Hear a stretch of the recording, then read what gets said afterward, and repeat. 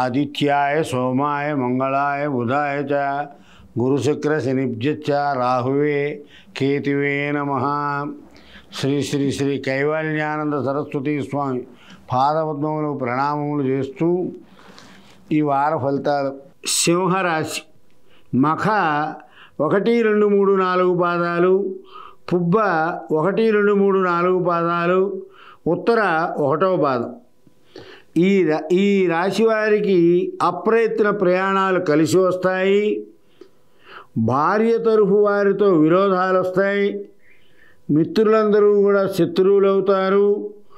స్వల్పంగా ద్రవ్యలాభము ధాన్యలాభం కూడా చేకూరుతుంది. అనవసరమైనటువంటి ప్రయాణాలు చేయాల్సి వస్తుంది. జాగ్రత్తగా ఉండాలి. చెడు పనులు చేయడం ఇంట్రెస్ట్గా ఉంటాను తప్ప మంచి పనులు చేయాలనేటువంటి ఆలోచనలోనే ఉండం. అంతేకాకుండా ఉద్యోగస్తులతో అధికారులతో చికాకులు ఎక్కువగా ఉన్న వారితో కలహాలకు దిగడం జరుగుతూ ఉంటుంది. అందువల్ల జాగ్రత్తగా ఉండండి. రాజకీయ రంగంలో ఉన్న వారికి బాగా అభివృద్ధి జరుగుతుంది.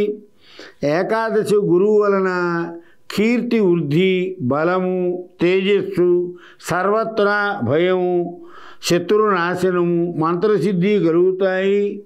ఉద్యోగంలో ఉన్నవారికి ప్రమోషన్ వస్తుంది. ఏ చోటుకు వెళ్ళాలనుకుంటే ఆ చోటుకు ట్రాన్స్ఫర్ అయ్యే అవకాశాలు కూడా ఉన్నాయి. ఖర్చులు ఎక్కువగా పెట్టడం, దానివలన రుణాలు చేయవలసిన అవసరం కూడా ఎక్కువగా ఉంది. అయితే ఆరోగ్య విషయానికి వస్తే పాత రోగాల నుండి విముక్తి పొంది లేనిపోయిన భయానికి లోనవుతాం. కుటుంబంలోని పిల్లల విద్యా విషయంలో ప్రోత్సాహకరంగా ఉంటుంది. ఆరోగ్యం మటుకు కొంచెం జాగ్రత్తగా చూసుకోవాలి. ఉద్యోగస్తులు విధి నిర్వహణలో తోటివారితో ఉన్నప్పుడు భేదాభిప్రాయాలు వస్తాయి.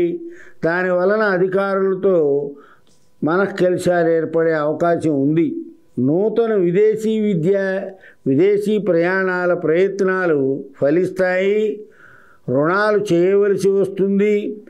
కోర్టు వ్యవహారాలన్నీ వాయిదా వేసుకుంటే బాగుంటుంది. ఫైనాన్స్ వ్యాపారం ఈ వారం అంత బాగుండదు.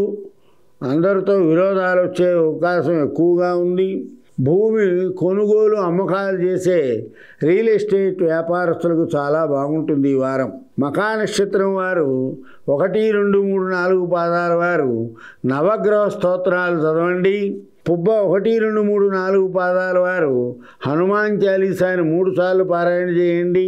ఉత్తర 1వ పాదం వారు ఆదిత్య హృదయాన్ని పారాయణ చేస్తే అంతా బాగుంటుంది.